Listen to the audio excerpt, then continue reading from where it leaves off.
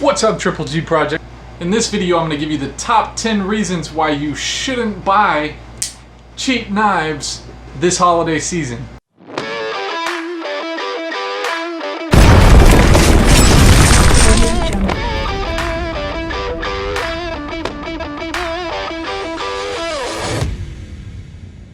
Christmas time. And right about now, you've probably already been out shopping for Christmas gifts, unless you're like my mother-in-law, and you bought them in January. But today we're going to be talking about one specific item that a lot of people make the wrong decisions when buying, and that's knives.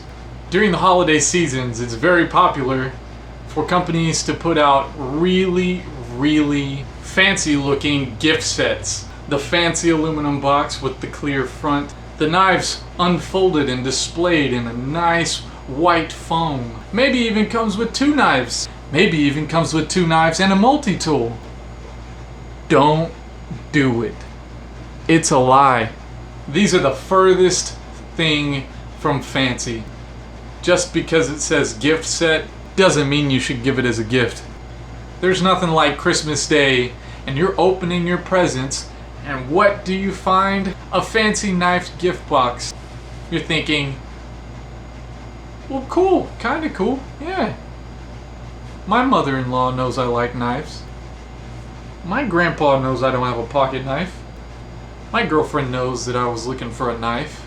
But trust me when I tell you this. They suck. Suck. Suck. Suck.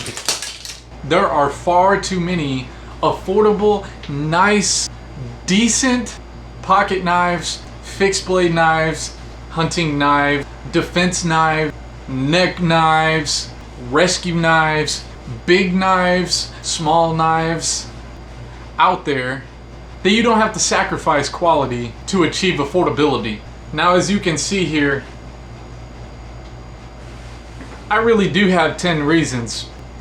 They might be the same, but take it from someone who has been on the receiving end of cheap knives, and maybe on the purchasing end, that when you buy a knife for $20 in a fancy case that comes with a smaller version of that knife and a dinky little multi-tool, the only thing quality about it is going to be the looks.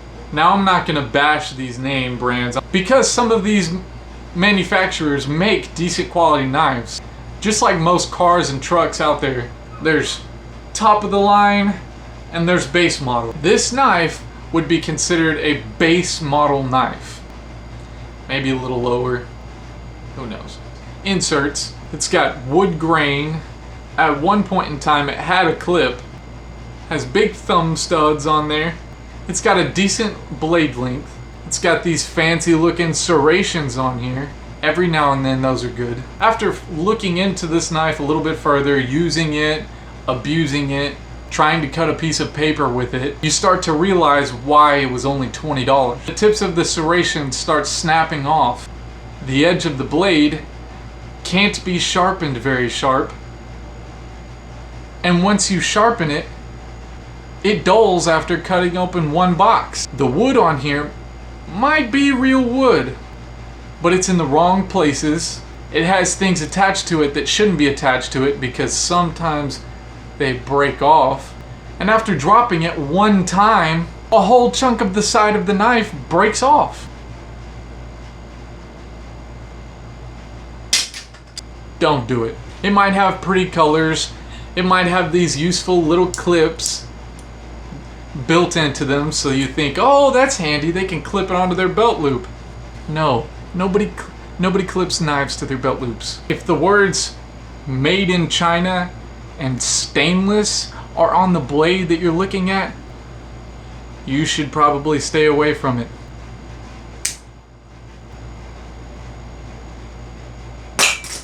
If you open the knife and the blade wobbles around and you like your fingers, you probably should stay away from it.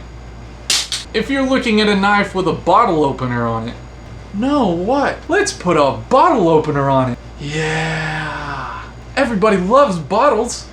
Yeah, and bottles have to be opened. Right. Let's put it on the end of our knife. Just what I was thinking. $10 later, you have a really crappy knife with a really crappy bottle opener on it. And then there's the knockoffs of the knockoffs.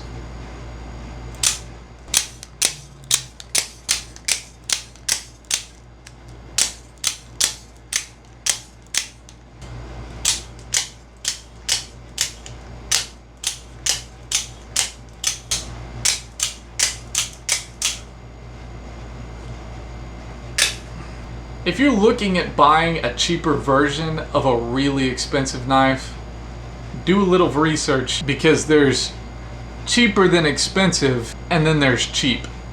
If the knife you're looking at is a knife that was given to you by your company and it has their name engraved on it or laser etched, I can guarantee you that 90% of the time that knife is about as useless as a screen door on a submarine. Now, all those things aside, there are really good deals out there, but the likelihood of you finding it in your local sports and outdoors store in a fancy case for 20 bucks is highly unlikely. But in those same stores, there is a good chance that you're going to be able to find some quality knives that the person receiving that gift is going to actually be able to enjoy and use without endangering themselves due to poor manufacturing or being made fun of because they have a purple knife, or having people point and laugh at them when they pull out that knife and can't open a cardboard box with it because it didn't come sharpened. All that to say, I have bought these cheap knives before. I have been given these cheap knives before.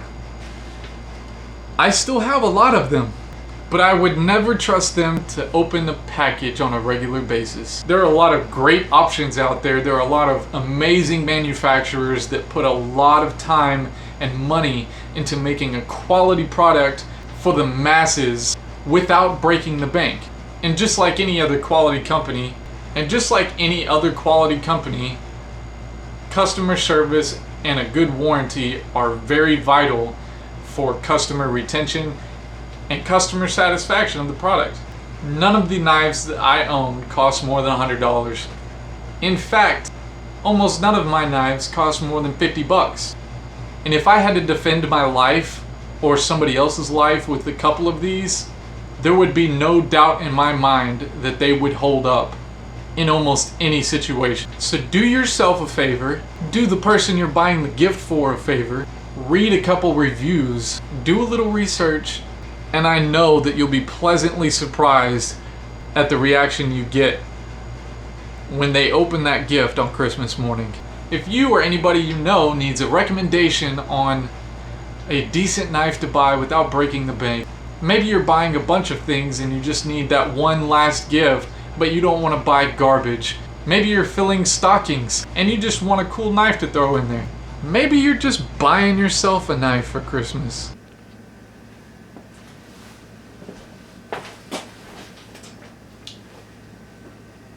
As you can see, I'm not wearing the same clothes. Something happened to my video and, well, I lost all the end of it. So, here we are. Ignore my mess. Everything that I've said in this video up until this point leads me to the final conclusion, mostly because I don't remember where I was going with it. I've slept since then. Anyway, if you want any recommendations on knives to buy for Christmas this year, if you know anybody that really likes knives and you're considering buying one for them for this Christmas, shoot me a message and I'll be more than happy to... Ghost lights. Shoot me a message, leave a comment below. I'll be more than happy to let you know what I think of your choices. I will also leave a few links below to a couple knives that I've personally really enjoyed. I've either purchased it or I've used it before in the past. And along the same lines as the rest of this video has been, won't break the bank. So far I'm really enjoying making these videos and I hope to be able to continue to do so. If you like what I've put out so far, just click like. Make sure you hit the subscribe button and click on that little bell, and the next time I upload a video, you'll be the first one to know. Stay tuned for the next video. It's gonna be a party.